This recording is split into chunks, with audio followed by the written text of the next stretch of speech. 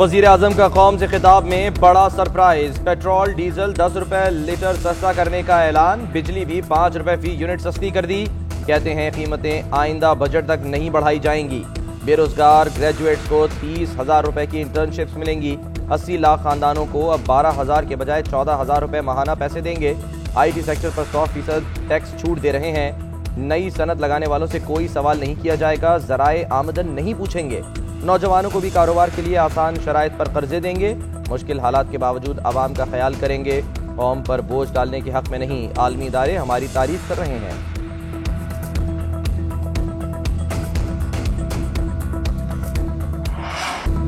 Relief package पर शहरियों को खुशगवार हैरत। कहते हैं मौजूदा हालात में कीमतें कम करना बड़ा रिलीफ है। बिजली भी मजीद महंगी न करने का ऐलान खुश आइंद है। वजीर आजम महंगाई को कंट्रोल करने के लिए इकदाम करें। हर चीज की कीमत पहले ही आसमान से बातें कर रही है। बाद शहरियों ने कहा बिजली 5 रुपए यूनिट कम करने का ऐलान काफी नहीं, फैसलों पर अमल दरामद का इंतजार है।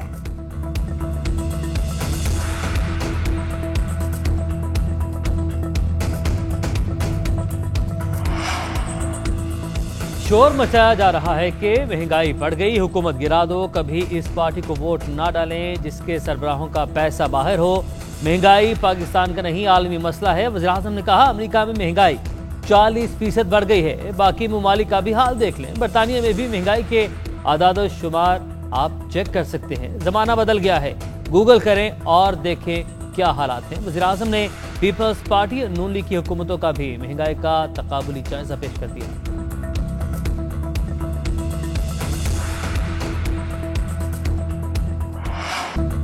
बुज़दिल वजीर आजम असम्बलियां तोड़ने का ऐलान करे। बिलावल ने फिर वजीर आजम को निशाने पर रख लिया। कहते हैं पीपल्स पार्टी की ताकत देखकर कठपुतली ने घबराना शुरू कर दिया।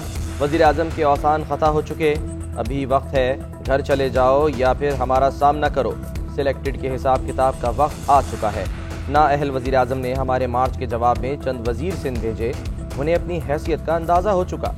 सिलेक्टेड को इस्लामाबाद से निकालने के लिए कौम मुत्तहिद है। नालायक ने महंगाई और बेरोजगारी बढ़ा दी। चारों सूबों के हुकूक सल्ब किए गए। जब अवाम ने तनकीद करना शुरू की थी, उसने मीडिया की आवाज़ बंद करने की कोशिश की। एक लफ्ज़ बोलने पर मोहसिन बेग को मारा पीटा गया। जियालों के लॉन्ग मार्च का हैदराबाद में पड़ाव। कल आगे का सफर शुरू होगा।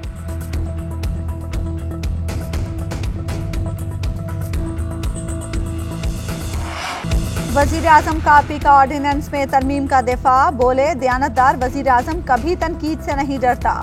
पीका ऑर्डिनेंस में सिर्फ तरमीम कर रहे हैं। सोशल मीडिया पर गंद उछाला जाता है। मुल्क के वजीर आजम को भी नहीं बख्शा जाता। सरबराह का ये हाल होगा तो आम आदमी का क्या बनेगा। आजादी सहाफत की आड़ में हमले हो रहे हैं। ये लोग पैसे लेकर काम कर रहे हैं। इस ऑर्डिनेंस का आजादी सहाफत से कोई ताल्लुक नहीं। वजीर आजम ने आलमी सूरत हाल पर कौम को एतमाद में लिया। रूस और चीन के दौरों को कामयाब करार दिया। नए मुआहदों पर पेशरफ्त पर इत्मीनान का इजहार भी किया।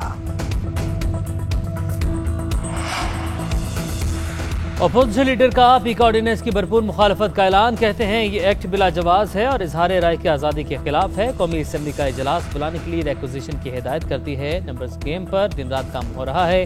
तहरीक अदम एतमाद के लिए टाइम फ्रेम नहीं दे सकते।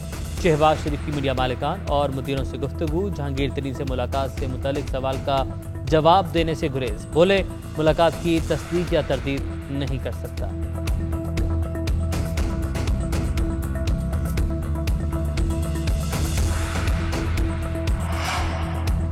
सियासी भूचाल में चौधरी बरादरान की राय अहमियत इख्तियार कर गई। ऑपोजिशन के सियासी राब्तों के जवाब में वजीर आजम भी मुतहर्रिक।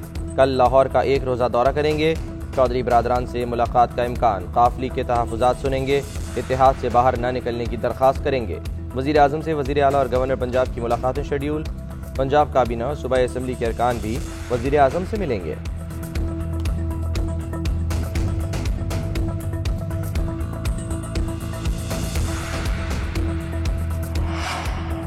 मुल्क ऐसे दलदल में फंस चुका जिसका हल किसी के पास नहीं। नए इलेक्शन ही मसाइल का वाहिद हल हैं। पहली बार ऐसा हो रहा है कि सूबाई हुकूमत वफाक के खिलाफ और वफाकी हुकूमत सूबे के खिलाफ मार्च कर रही है। सिराजुल हक की चौधरी शुजात से मुलाकात के बाद गुफ्तगू। चौधरी शुजात ने कहा सियासत तो होती रहती है, गरीबों का ख्याल करें। महंगाई हद से बढ़ गई है, अब अवाम को मजीद ना आजमाया जाए। तमाम जमातें अपने ज़ाती और सियासी मफादात से बालातर होकर एक जामे प्लान बनाएं। भारत पाकिस्तान में क्रिकेट के आबाद मैदान देखकर आपे से बाहर भारतीय एक बार फिर ओछे हथकंडों पर उतर आए। न्यूजीलैंड के बाद ऑस्ट्रेलियन खिलाड़ियों के खानदान को भी धमकियामेज पैगाम मौसूल। भारतीय शहरी मुरिदल तिवारी की फेक अकाउंट बनाकर ऑस्ट्रेलियन खिलाड़ी की अहलिया को धमकी। भारतीय ओछे हथकंडों के बावजूद टीम ऑस्ट्रेलिया सिक्योरिटी के इंतजाम से खुश। ऑस्ट्रेलियावी बल्लेबाज उस्मान ख्वाजा ने कहा, पाकिस्तान में क्रिकेट खेलने का तजुर्बा नया है। यूएई और पाकिस्तान की विकेटें मुख्तलिफ हैं, खेलकर लुत्फ आएगा।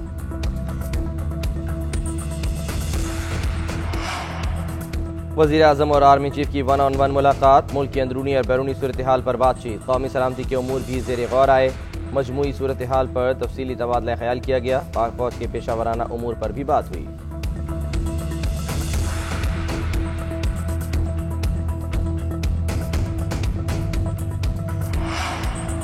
Money laundering case. Shahbaz Sharif और हमजा शहबाज पर फर्द जुर्म 10 मार्च तक मौखर। शहबाज शरीफ और हमजा शहबाज की अबूरी जमानत में 10 मार्च तक तौसी। हमजा शहबाज कहते हैं, इमरान नियाजी पार्लियामेंट और अवामी इज्तिमात में भी झूठ बोलता है। कहाँ है वो नया पाकिस्तान जिसका वादा किया गया था? कौम से जितने वादे किए गए एक भी वादा वफा नहीं हुआ। कितने झूठ बोलोगे? अब तुम्हारे झूठ भी खत्म हो गए हैं।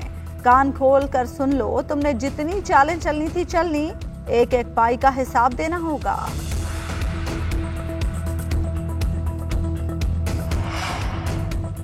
एक और तारीख। शहबाज शरीफ का मुकदमा इतना कमजोर है तो वो अदालत से भाग क्यों रहे हैं? फवाद चौधरी कहते हैं, रोजाना समात और लाइव कवरेज की मुखालफत क्यों?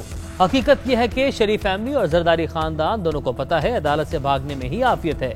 फरूख हबीब बोले, शहबाज शरीफ ने बतौर वजीर आला लूट मार मचाई। कभी ये बीमार और कभी इनका वकील इल्तवा ले लेता है। इनके मुकदमात की समात रोजाना होनी चाहिए।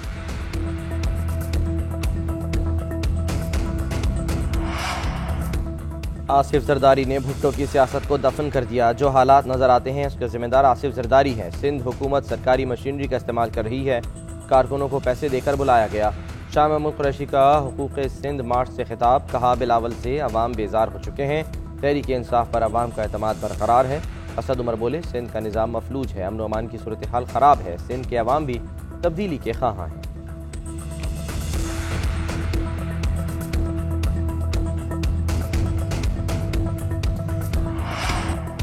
कुछ वफाकी वज़रा पिकनिक पर सिंध आए हुए हैं। खाली कुर्सियों से खिताब किए जा रहे हैं।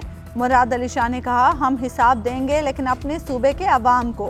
सईद गनी कहते हैं, शाह महमूद कुरैशी इमरान खान के मुकाबले में वजीर आजम के उम्मीदवार हैं।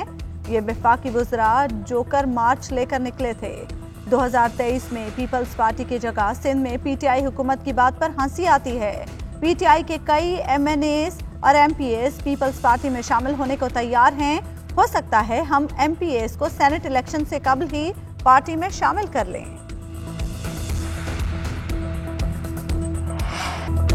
लाहौर कलंदर्स ने पहली बार पीएसएल का ताज सर पर सजा लिया। मुल्तान टाइटल के दिफा में नाकाम।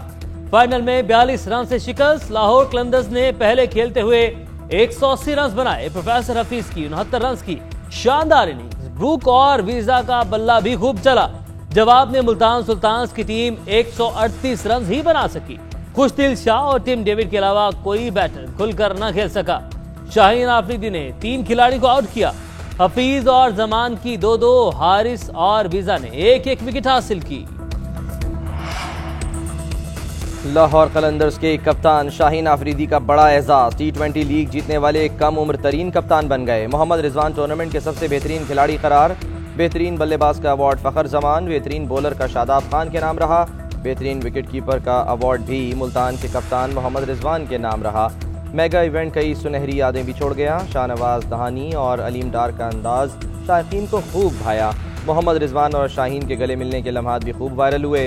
रमीज राजा की कामयाब इवेंट पर मुबारकबाद। कहा, हर फ्रेंचाइज को तकरीबन 90 करोड़ का मुनाफा हुआ। और मुल्क भर में शब मेराज अकीदत व एहतराम से मनाई जा रही है। अहले इस्लाम इस बाबरकत रात की मुबारक घड़ियों के फयूज़ व बरक़ात समेट रहे हैं। मसाजिद में इबादत, सफरे महराज पर बयानात और मुल्क की सलामती के लिए दुआओं का सिलसिला जारी, घरों में भी महाफिल का एहतमाम।